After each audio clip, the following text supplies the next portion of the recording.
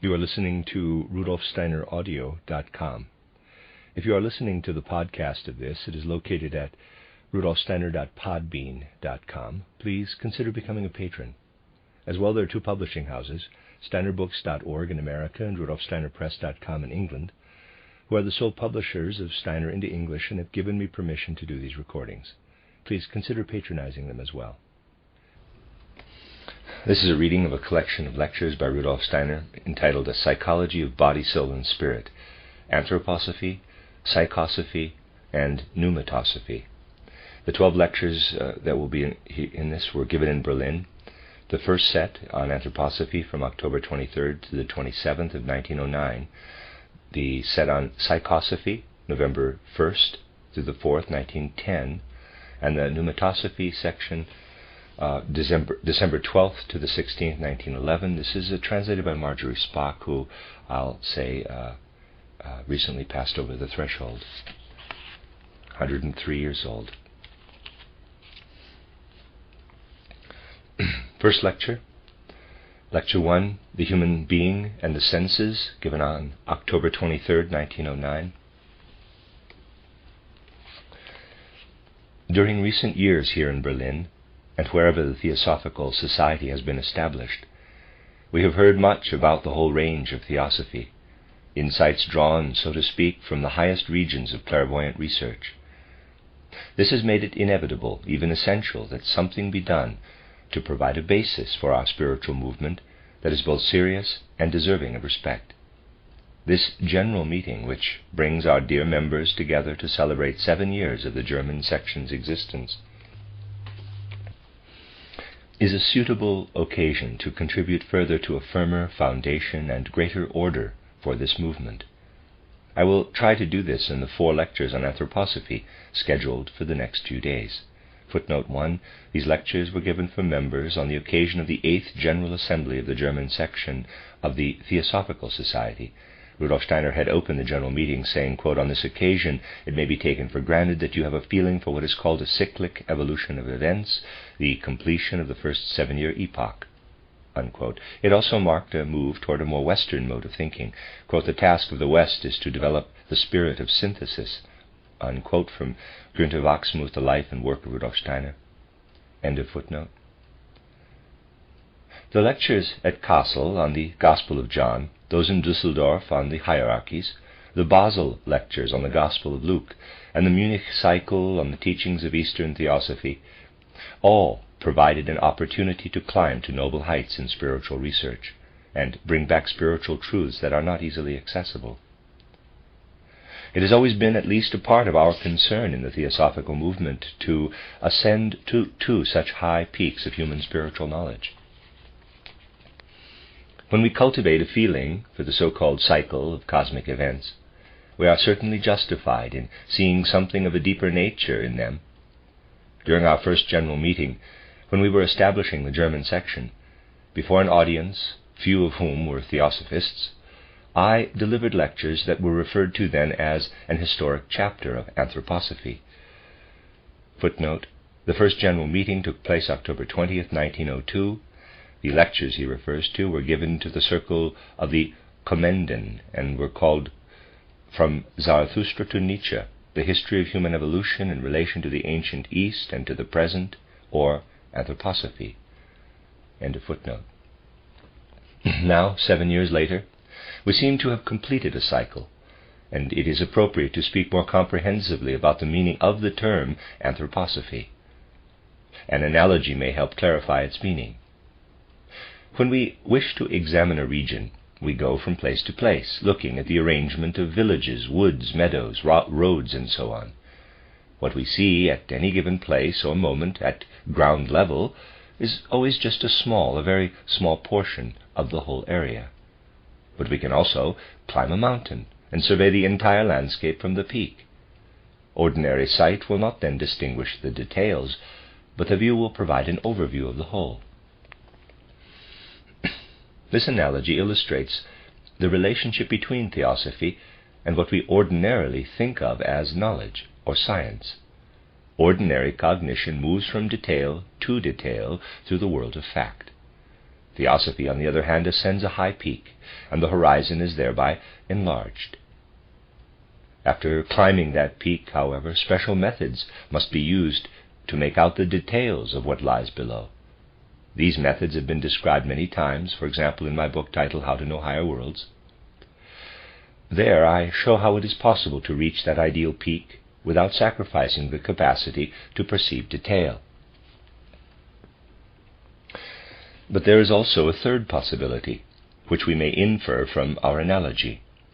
We may climb only part of the way, stopping, for example, at the halfway point. At ground level, we see only detail with no overview. We look at the heights above us from beneath. When we reach the peak, conversely, there is nothing above us but the heavens, and everything visible lies below. But at the midpoint of ascent, there is something beneath us and above us, and we can compare the two perspectives. Every analogy, of course, leaves something to be desired. This one was intended only to illustrate the distinction between theosophy and anthroposophy. Theosophy stands on the peak, anthroposophy at the halfway point, looking both up and down, looking both down and up. The only difference is in the place from which the scene is viewed. This analogy, however, cannot be stretched to cover the following. Taking the theosophical path requires rising above the level of the usual human way of seeing things, rising from the lower to the higher self, and attaining the capacity to perceive with the organs of that higher self. The peak from which theosophy is able to perceive is above us, whereas ordinary cognition lies below, and we ourselves are halfway between the worlds of nature and spirit. What is above us extends into us, for we are suffused and filled with spirit. We can perceive the spirit there above, but we do not look from the peak of the spirit, but from a place over which the peak towers. We also see beneath us what is merely nature, for it projects into us from below. Theosophy is vulnerable to the danger of overflying the human level, when those methods described, for example, in How to Know Higher Worlds, are not practiced, in which case it becomes impossible for us to gain sufficient knowledge. The danger with theosophy is that it cannot perceive the reality at its feet. Obviously, this does not mean that such a possibility must be lost if the appropriate methods are used for developing the organs of perception for the higher self. In other words, theosophy is what we investigate when the divine within us speaks. Essentially, the correct meaning of theosophy is the allowing of the God within us to speak. What it tells you about the world is theosophy. Anthroposophy, for its part, may be characterized as the wisdom spoken by us as human beings when we are between God and nature, and allow the human being in us to speak of what is shining into us from above and of what is projecting into us from below. Anthroposophy is the wisdom that human beings speak. This wisdom can serve as an important key to and support in the whole realm of theosophy. After we have absorbed theosophy for a while, we can hardly do better than rally to the achievement of such firm support by seeking the wisdom that anthroposophy can provide. Therefore, I will make sure that a brief sketch of the nature of anthroposophy is made available as soon as possible after these lectures. Footnote, he wrote Anthroposophy, a Fragment, which is also on this website. End of footnote. There is a broad range of historical documentation for what I am saying. There is no need to look very far for it. There is, for example, a science generally known as anthropology, about which you can find out through all sorts of popular literature.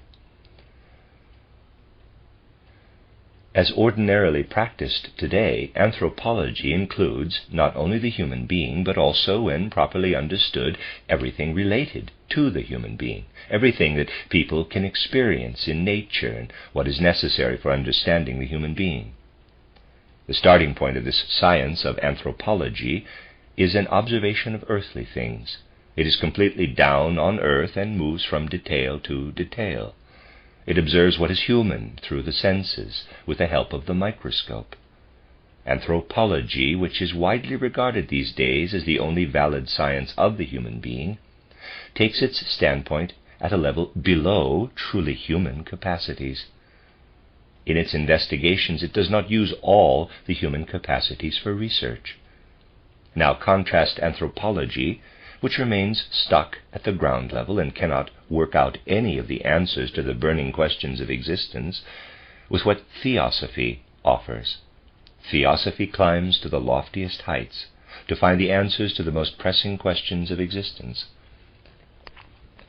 You will find, however, that those who are too impatient to explore theosophy gradually, those who have not accompanied us step by step in what we have presented over the past few years, have remained stuck at the level of anthropology and consider theosophy a structure of empty air without any basis whatsoever. They cannot see how the soul ascends, stage by stage, from incarnation to incarnation, and they cannot rise to an overview of the goal of human and cosmic evolution. Anthropology, therefore, may be seen as standing on the lowest rung of the ladder, and theosophy on the uppermost level, where the cognitive capacity fades away for many people. An historical example of what becomes of theosophy when it tries to climb to the peak, but cannot apply the methods described in How to Know Higher Worlds, is that of the German theosophist Solger, who lived from 1780 to 1819. Footnote, Carl Wilhelm Ferdinand Solger, who published Philosophical Talks 1817. End of footnote. From a theoretical standpoint, his views are thoroughly theosophical. But what are the methods Solger uses to reach the greatest heights? He uses the concepts of philosophy, drained and desiccated products of human thinking. He is like a climber who ascends a peak to look at the view, but forgets to take his binoculars along. Thus he cannot see the details of the scene below. The binoculars in this case are of a spiritual nature, that is, imagination, inspiration, and intuition. Footnote, Rudolf Steiner uses the terms imagination, inspiration, and intuition in an extraordinary sense, as will be seen, and they are therefore italicized throughout the text. What we ordinarily call imagination, for example, could be referred to instead as mental picturing or fantasy. His use of the terms refers to stages of spiritual development as described in the third lecture of Pneumatosophy in this volume. See also Rudolf Steiner, titled The Stages of Higher Knowledge. End of footnote. Solger tries to climb the peak, inadequately equipped in his methods. Over the centuries, it has been felt for a long time that human capacities were growing more and more inadequate for ascending to the peak. People felt and acknowledged this throughout the Middle Ages. It has been felt recently as well, even though that fact is not readily acknowledged. There had been a feeling for a long time that at one time human capacities were enough to reach the peak, and that accounts of what was perceived there could be offered, as an older theosophy had actually done. Yes, indeed, at one time there was such a theosophy. The time came, however, when the revelations, once attainable on the peak, had to end. Such revelations were to be protected from being received through ordinary cognition. Thus an earlier theosophy became theology, which regarded revelation as finished. Theology, therefore, stands next to anthropology, which simply goes from peak to peak. Theology, therefore, stands next to anthropology, which simply goes from detail to detail with ordinary cognition. Theology wants to climb to the peak and learn from what may be seen at such heights, but it too again relies only on what can be learned through ordinary human means.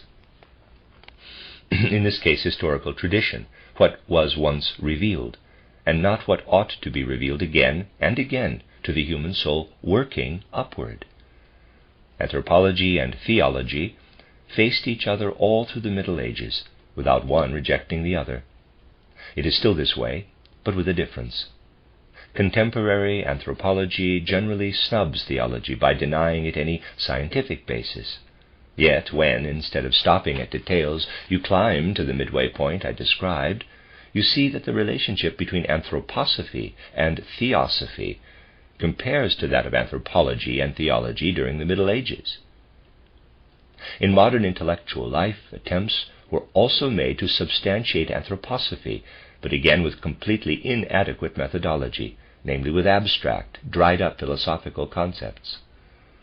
To comprehend the nature of the problem requires an understanding of what philosophy is, which is possible only for theosophers, not philosophers.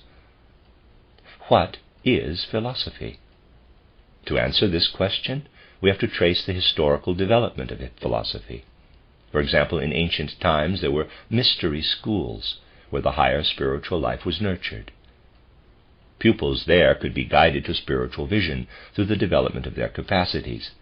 Ephesus, where the mysteries of Diana were explored, was such a place where pupils looked into the spiritual worlds. Whatever was learned and could be publicly disclosed was communicated accordingly. Those who took in such communications regarded them as perceived in the mysteries and offered as a gift. Among such listeners were those who were aware that they had been told deep secrets learned in the mysteries. The great sage Heraclitus was such an individual, who came to know secrets of the mystery of Ephesus, especially facts ascertained through clairvoyance. Footnote: Heraclitus, from 540 approximately to 480 BC, Greek philosopher who taught that all of reality is in a constant state of dynamic equilibrium, that opposites always have an underlying connection, and that all is manifestation of the Logos. Plato later interpreted his teachings as a doctrine of constant flow or flux. Only fragments of Heraclitus' sayings remain.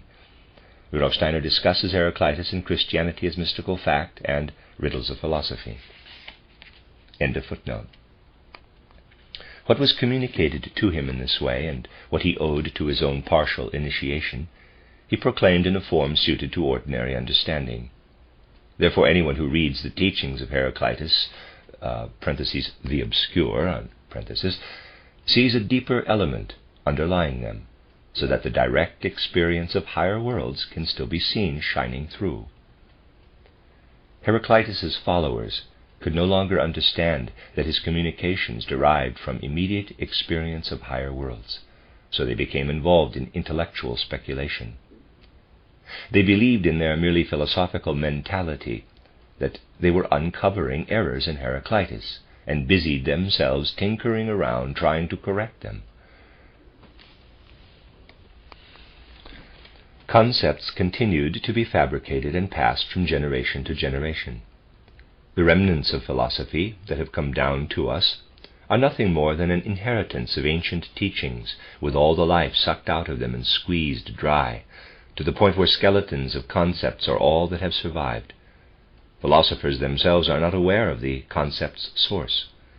Philosophies are mere abstractions, inheritances from an ancient wisdom, now reduced to empty concepts. Philosophers are unable to conceive anything for themselves. For that they would have to make an expedition into higher worlds. Philosophies of this kind and their dried-up concepts were all that was available to 19th century philosophers when they tackled what may be termed anthroposophy. That term was used once when Robert Zimmermann wrote a book by that title. Footnote: see The Anthroposophic Movement, a book by Rudolf Steiner, I believe. End of footnote. But just as with Zolger and his theosophy, Zimmermann was inadequately equipped for the task. Thus his writings were fabricated from the driest, most abstract concepts. This completely dry, abstract conceptual spectre, unsuited to its subject, was his view of anthroposophy. It is characteristic of the 19th century that whatever transcended individual outer experience or went beyond anthropology and wanted to be anthroposophy became just such a dry conceptual spectre. Through supplying the methods to know the reality within spiritual life, theosophy must restore depth once more to the knowledge of humanity that can be called anthroposophy. Anthroposophy is spiritual insight into the world based unequivocally on the median, the human perspective, not the subhuman, which is the perspective of anthropology. Zolger's theosophy occupied a superhuman level, but it lacked content. Concepts conceived at that level fly too high above humankind. Since people up there cannot see anything of the world below, they spin webs of manufactured concepts. We are not interested in doing that. Our quest is for reality, and you will see that all reality of human life opens to it. You will still recognize the old friends, the old goals of our seeking, but illumined from a different viewpoint, looking both up and down. The human being is truly the most important subject for our consideration. When we examine the physical body, if we reflect on what we have learned through theosophy and examine it more closely, we become aware of how complicated it really is. To gain some sense of anthroposophy's true concern, remember that what we call the human physical body is, in a sense, a very ancient creation. We know that it came into existence in its initial seed state on ancient Saturn, changed on the ancient sun and moon, and transformed again on the earth. Footnote: the use of planetary names to describe stages of cosmic development was a theosophical convention of the time, used to describe the major stages of cosmic development. These terms do not refer directly to the physical celestial bodies of the same names, or to their specific physical development. For a thorough discussion of these terms, see Rudolf Steiner, An Outline of Esoteric Science, Chapter 4. End of footnote. The ether body was incorporated into it on ancient sun. Again footnote. Steiner included this note for his book Theosophy. Quote, for a long time, after compiling this book, I also spoke of what is here termed ether body or life body as the body of formative forces. I believe that one could not do enough to try to prevent the identification of what I meant with the life force or vital force of an earlier stage of science. I agree in some respects with those who would deny the existence of any such force. That term was used in an attempt to explain the unique way of working that inorganic forces took on within a living organism. However, inorganic activity is actually no different inside an organism than it is outside in inorganic nature. Within an organism there is simply something additional present, something that is not inorganic, namely the formative activity of life, whose basis is the ether body or body of formative forces. Recognizing the existence of the ether body in no way impinges on the legitimate task of science, which is to trace the effects of forces observed in inorganic nature into the world of living organisms. Spiritual science, however, also finds it justified not to imagine these effects as altered by a particular vital force within an organism. A spiritual researcher speaks of an ether body at the point where an organism discloses something that a lifeless object cannot. Page 36, end of footnote. The astral body was incorporated into the human body on ancient moon. Footnote. In Theosophy, Steiner explained his use of the term astral body. Quote, the human being can be differentiated into physical body, life body, astral body, and I, capital, with the term astral body designating the union of the soul body and the sentient soul. This term is common in older literature and is here freely applied to that aspect of the human being that lies beyond what is sense perceptible. What is active in the astral body, to begin with, are our drives, desires, and passions, to the extent that we perceive them, as well as our sense perceptions. Sense perceptions come about through the soul body, a member of our human constitution that comes to us from the outer world. Drives, desires, passions, and so on, originate in the sentient soul, to the extent that it is filled with forces by our inner self, before this inner self gives itself over to the spirit self. End quote, page 59, end of footnote. These aspects of human nature have gone through continual metamorphosis over the course of evolution. What we recognize today as the complex physical body, with the heart and kidneys, the eyes and ears, and so on, is the product of a long evolution, during which all its members developed from a primal formative essence that was present on ancient Saturn. Then millions of years passed, bringing further changes before it reached the stage of its present complexity and perfection. When you study any part of this body today, for example the heart or lungs, you cannot understand it if you do not have a deeper understanding of how these organs originated and developed. Obviously, nothing of the present form of the heart and lungs existed on ancient Saturn. They developed their present form only very gradually, one earlier, another later, and became incorporated into the physical body. One of these organs may be called the sun organ, because during the sun evolution it was incorporated and became perceptible. Another may be termed the moon organ, and so on.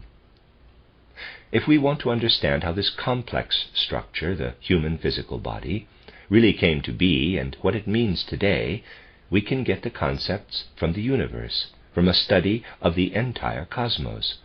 This is a theosophical view of the human being. Now, how does the anthropological view differ? Anthropology views the heart and the stomach in isolation. They are studied separately, as though it didn't matter which was the newer and which the older organ. That aspect is ignored, and each organ is lined up and handled separately. Theosophy ascends to the ultimate heights and explains each individual aspect of the whole out of the spiritual. Anthropology stays at ground level and starts from the individual aspect. By this method, it has arrived at the greatest extreme, viewing individual cells as merely juxtaposed, as though it made no difference that a particular complex of cells originated during ancient moon evolution and another during ancient sun. The various cell complexes actually did come to be at very different times. You can list the superficial details, but you will not understand them if you fail to consider them from the spiritual viewpoint. Anthropology walks on the ground, whereas Theosophy looks at things from the highest peak. Matters now become even more complicated. The human heart is one of the most ancient organs, considered in its initial seed form. Its present appearance developed only during a later period.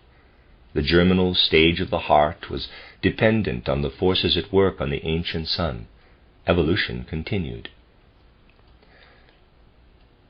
During the first period of moon evolution, old moon united with the sun, and the heart passed through another stage of development.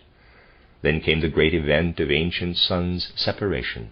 The sun worked thereafter from outside the moon, causing the heart to go through a totally different evolution. From that time on, evolution proceeded with a sun part and a moon part, and we can understand the heart only if we can differentiate between the sun and moon parts. Then the sun reunited with the moon. But early in the Earth's development, the sun again separated out and worked with greater intensity on evolution from the outside. Then the moon separated from the Earth, working on it from without and ushering in a new phase in the heart's long evolution. We see here shining into the human physical body many different forces from the most diverse sources. Belonging as it does to the oldest group of organs, the heart truly has a sun element, a moon element, a second sun element and moon element, and then, after the separation of the earth, the addition of an earth element. If all these elements of an organ, or those of the whole physical body, accord as they do with the harmony of the cosmos, a person is healthy. If one element outweighs another, for example, if the sun element in the heart overwhelms that of the moon, the heart becomes ill. You understand the illness when you know what caused the moon element to fall behind.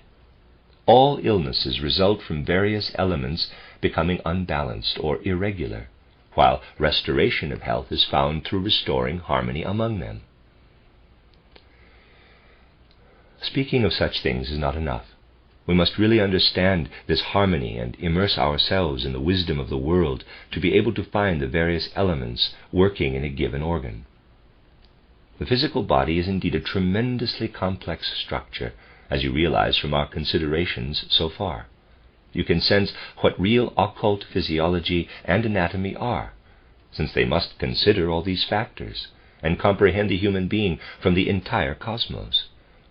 They speak of sun and moon elements in the heart, larynx, brain, and so on.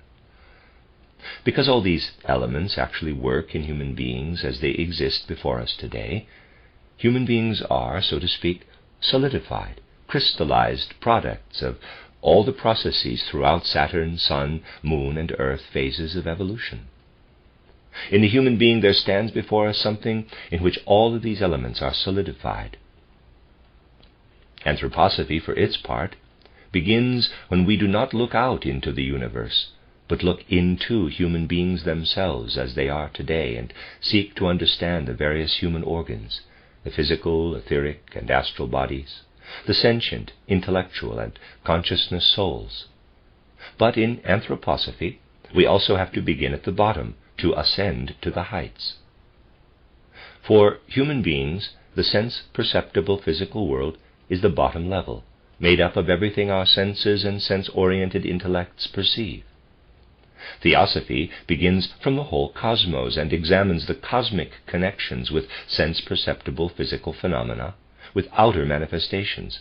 That is the theosophical approach.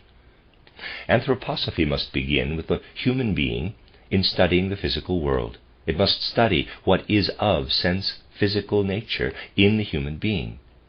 It must begin by studying the human being as a sense being. That is the first step. Then we will have to go on to consider the human etheric body, and then the astral body, and the I, that which is to be found in the human being itself. What must be of special interest to us in considering the sense world? The human being. The senses are the first aspect, since they are the means we use to know the physical world. Starting from the physical plane, anthroposophy must begin by speaking about the human senses, since it is through them that we know anything at all about that plane.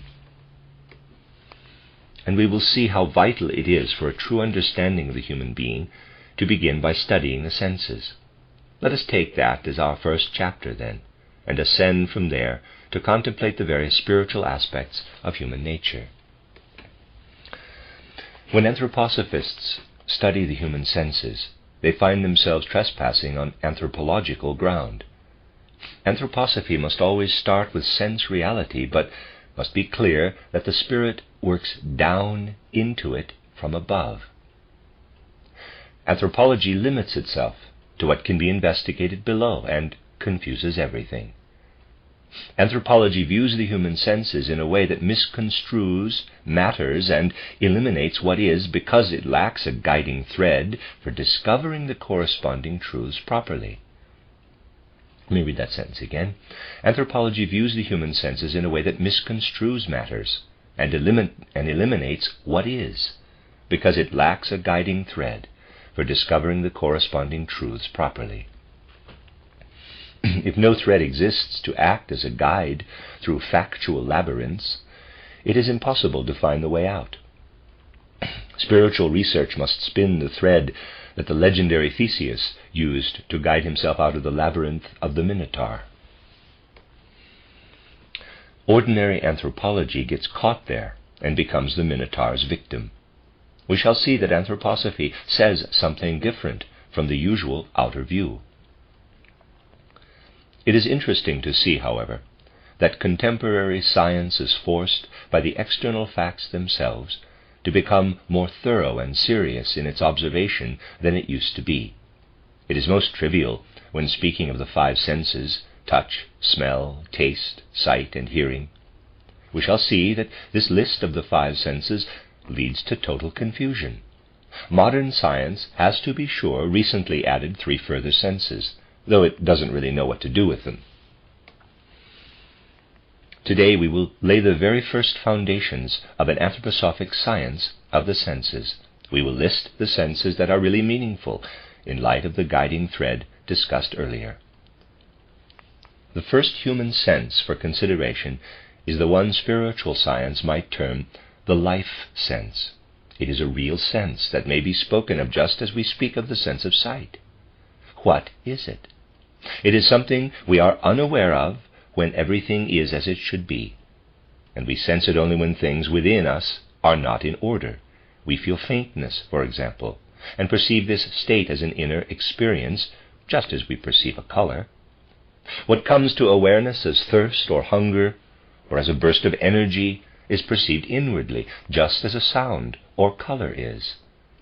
We usually notice such states only when things get out of balance.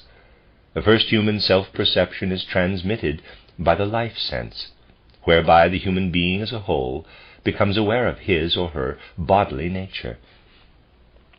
The life sense is the first true sense, and it must be taken into account, just as the senses of sight, smell, and hearing are. We cannot understand the senses if we do not recognize that it is possible to sense ourselves inwardly as a whole, to be inwardly aware of ourselves as a self-enclosed, living, bodily totality. We may become aware of the second sense, which is very different in nature from the life sense, when we move a limb. We would not be human if we could not perceive our own movements. A machine cannot perceive its own motion. This is possible only for a living being, equipped with an actual sense to perceive it. The sense we possess for our own movement, from mere blinking to using our legs, is a real second sense, the self-movement sense. We become aware of a third sense when we consider that human beings distinguish between up and down. It is very dangerous to lose this faculty, because then we cannot stand, but instead topple over. One of our organs, the ear's 3 semicircular canals, is involved in this sense. If it is injured, we lose the ability to orient ourselves. Animals also possess this sense. In them it is based on certain organs of balance known as otoliths, tiny pebble-like structures that must be exactly placed, otherwise the animal is likely to stagger. This is the sense of balance, or the static sense. We use the senses described thus far to perceive ourselves, to feel something within. We now move outside the human being, to where we begin to interact with the outer world. The first interaction we have with the world consists of taking in external substances and perceiving these substances, a process made possible only when those substances become united with the body. Only substances in a gaseous condition actually belong in this category. Organs of the smell sense absorb them. That is our first interaction with the outer world. Things that do not emit gaseous substances cannot be smelled. Roses must emit gaseous matter for us to smell them. The fourth sense, then, is the sense of smell. The fifth sense arises not simply when we perceive the material substance, but when we take the first step into it and form a deeper relationship with matter. In this case, the matter must affect us in some way, such as when a watery substance comes into contact with our organs of taste. We do not have a direct perception of the material until the saliva has dissolved it. Here only an interrelationship between the tongue and the substance may be perceived. Things tell us not only what they are as substances, but also how they can affect us. The relationship between the human being and nature thus becomes more intimate. That is the sense of taste, the fifth sense. The sixth sense gives us even more intimate information about the nature of things perceived. We are told more than the taste sense tells us. Here, special conditions have been established so that something can plainly show us what it is. In the case of smell, our bodies take things just as they are. The sense of taste is more complex, allowing substances to reveal more of their inner nature. With the sixth sense, we can discern whether or not an object allows light to shine through. If and how something is colored reveals the particular way it allows light to pass through. An object that allows green light to shine through shows us that its inner nature is such that it can allow this to happen. Whereas the sense of smell reveals only the outermost surface of things, the sense of taste communicates something of the inner nature of a substance. The sense of sight, on the other hand, penetrates all the way to a thing's depths. Such is the sixth sense, the sense of sight. The I-E-Y-E is a wonderful organ because it can penetrate more deeply into the nature of things than any of the other sense organs discussed so far. In vision we have something special. When, for example, our eyes perceive the red color of the rose, the red surface tells us of the rose's inner nature. We see only the surface, but because that surface depends on the rose's inner nature, we learn to know its inner nature to a certain extent. If we take hold of a piece of ice or hot steel, we penetrate even more deeply into the inner depths of a thing. Color supplies only manifestations of the surface, but ice is cold all the way through, and heat permeates the entire mass of hot metal. Heat and cold thus convey a still deeper knowledge of the inner nature of substances than the sense of sight can, because sight is limited to telling us about surface characteristics. The seventh sense, the sense of warmth, reaches still further into the foundations of things. Now, let us see what comes of further inquiry, and ask whether we can rely on our senses to go even more deeply into these matters. Can we understand their inner nature more precisely than we can through the sense of warmth? Indeed, we can, when something expresses its inner nature by beginning to sound forth. Heat is evenly distributed throughout a substance, but that is not true of sound. Sounds make inner nature vibrate, and this gives us evidence as to a certain inner makeup. The more intimate sense of hearing discerns an object's inner mobility. It affords us more intimate knowledge of the outer world than the sense of warmth. This eighth sense is the sense of hearing. When an object is struck, it reveals its inner nature in the sound produced. We distinguish between things based on their inner nature, according to how they are able to vibrate when we make them sound. In a certain way, the soul of things speaks to us. Now, are there any senses higher than that of hearing?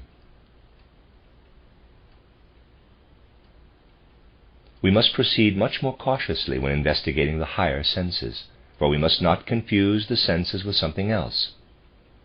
In ordinary life, where one remains at ground level and confounds everything, one speaks of yet other senses, such as the sense of imitation, the sense of secrecy, and so on. The term sense is erroneously applied here, however. Sense is that perception through which we obtain knowledge without the help of the mental processes. Where judgment plays a role in acquiring knowledge, the term sense is inappropriate. Sense is a term limited to situations where the power of judgment has not yet become active. We use a sense to perceive a color, but to make a judgment between two colors, no sense is necessary. In this sense, and this is also a misuse of the term, are there any more senses? Yes, there is a ninth sense. We discover it when we think about the fact that there is indeed a certain capacity of perception in the human being. This is a sense which is especially important in laying the groundwork for anthroposophy. There is a perceptive capacity that, although it is not based on judgment, is present in it. We perceive it when we use speech for the purpose of coming to an understanding with others. In what is conveyed to us through speech, there is not simply an expression of judgment. A real speech sense underlies it. This sense of speech is the ninth sense, and it is as real as the sense of sight or smell. A child learns to speak before learning to reason. A whole people has one language, but judgment is a function of the individual. What a sense conveys does not depend on the soul activity of the individual human being. Hearing makes us aware of the inner vibration, but the perception of a speech tone's meaning is more than just hearing. Footnote: Steiner differentiates between the German words Ton and Laut. Ton is translated as sound, Laut as tone or phonetic tone or speech tone. The word tone is not used here primarily in the musical sense, but in the sense of feeling tone in language, as used by Henry Head in his Aphasia and Kindred Disorders of Speech, Cambridge 1926, cited by Oliver Sacks in his essay on the sense of word, quote, "This President's Speech," in the book The Man Who Mistook His Wife for a Hat and Other Clinical Tales. End of footnote. Continuing footnote. See also Rudolf Steiner, Anthroposophy, Fragment, Chapter 2. End of footnote. The meaning conveyed by speech is discerned by a sense other than hearing, the sense of speech or language. That is why children speak and understand what is spoken to them long before they learn to reason. Reasoning is actually learned through speech. What an educator the speech sense is, just as sight and hearing also are in early childhood. Nothing that the senses perceive can be changed or distorted. That applies to the perception of color exactly as it does to the perception of the inner nature of speech tones. We must recognize the speech sense as a special sense. It is the 9th in the sequence of senses. And now we come to the 10th sense, the highest among those used in ordinary life. It is our means for understanding concepts expressed through the medium of speech. It, too, is really a sense, just as the others are. We must have concepts to reason. If the soul is to become active, it must be able to perceive concepts, which is possible through the sense of concept. But what about the sense of touch, which seems to have been overlooked entirely? Of course, touch as a sense is usually lumped together with the sense of warmth. This arises from the confusion created by those who lack the guiding spiritual thread. At first glance, touch indeed has significance only as the sense of warmth. The whole skin can be designated roughly as such a sense. It is only in a certain way there for the touch sense. But proper observation sees that touching is not only something we do by placing our hands on an object to feel its surface. It also includes seeking something with our eyes. The senses of both smell and taste can be said to touch. We touch a thing when we sniff it with our sense of smell. All the senses from the 4th through the 7th, or sense of warmth, have the capacity of touch in common, and may be properly placed in the touch sense category. Only a crude approach, such as that taken by modern physiology, can ascribe to a single sense something that belongs to a whole series of them, in this case the senses of smell, taste, sight, and temperature. Footnote, Rudolf Steiner later recognized the sense of touch as separate from the sense of temperature. See Lecture 8, August 29, 1919, entitled The Foundations of Human Experience, also on this website. End of footnote. Hearing cannot be considered a sense of touch, and even less so the sense of speech or language, and less still the sense of concept. These senses may therefore be called senses of comprehension. Whereas in the sense of touch, we have a sense that stops at the surface of things, unable to penetrate into them, we do penetrate things with the sense of warmth, and continue to penetrate more and more deeply with each further sense. These higher senses allow us to understand and comprehend the inner nature of things, and may thus be called senses of comprehension. In this way, you can see that 3 senses have to be listed before arriving at the sense of smell. 3 senses that inform us concerning our own human inner condition.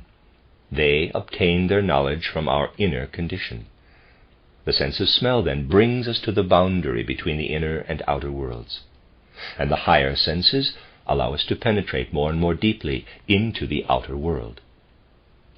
Are there still lower and higher senses? Yes, those mentioned thus far represent just a partial list. Other senses exist both above and below those we have discussed. We could go on from the sense of comprehension to the first astral sense, and from there to consider the senses for gaining access to spiritual realms. If we were to do that, we would come to an 11th, 12th, and 13th sense. Merely mentioning these unfamiliar senses must be enough for now. More will be said about them tomorrow or the day after, when we will proceed from the physical to the spiritual level. They will lead us more deeply into the foundations of spiritual life, into which concepts cannot penetrate. Concepts cannot go beyond a certain point. A realm that requires higher senses for exploration lies beyond concepts. The sense of smell stops short of our inner nature. And just as we have three senses below the sense of smell, three senses are also found above the sense of concept.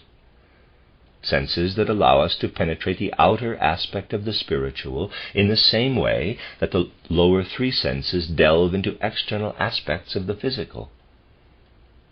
We shall limit ourselves today to the physical plane, and this is the reason we are restricting ourselves to the senses for perceiving the physical. A grounding of this sort cannot be dispensed with. Failure to establish such a grounding has created grave confusion in the senses, including philosophy and epistemology. A generalized approach is adopted, asking what we can learn through the separate senses. The difference between the senses of sight and hearing cannot be distinguished. Light waves and sound waves are spoken of in a single breath, disregarding the fact that sight penetrates less deeply into the nature of things than does the sense of hearing, which tells us something about the soul nature of the outer world. Through the higher 11th, 12th, and 13th senses, we will penetrate into the spirit of things. Every sense has a different nature and different essential characteristics. We need, above all, to take this into account. We can, therefore, regard a large number of presentations today on the nature of vision and its relationship to the world around us, brought to us by physics, as views that never consider the nature of the senses at all. Countless erroneous conclusions are based on the misconception of the nature of the senses. This has to be emphasized, because popular texts in no way do justice to what has been said here. Indeed, popular books often state the exact opposite. In them you may read statements written by people who haven't the slightest notion of the inner nature of the senses. We must realize that the perspective science takes leave. We must realize that the perspective science takes leaves it no choice but to speak as it does, that it cannot escape making a mistake, since the course of development has been to largely forget what is correct. The true nature and being of the senses thus constitute the first chapter of anthroposophy. The end of Lecture 1.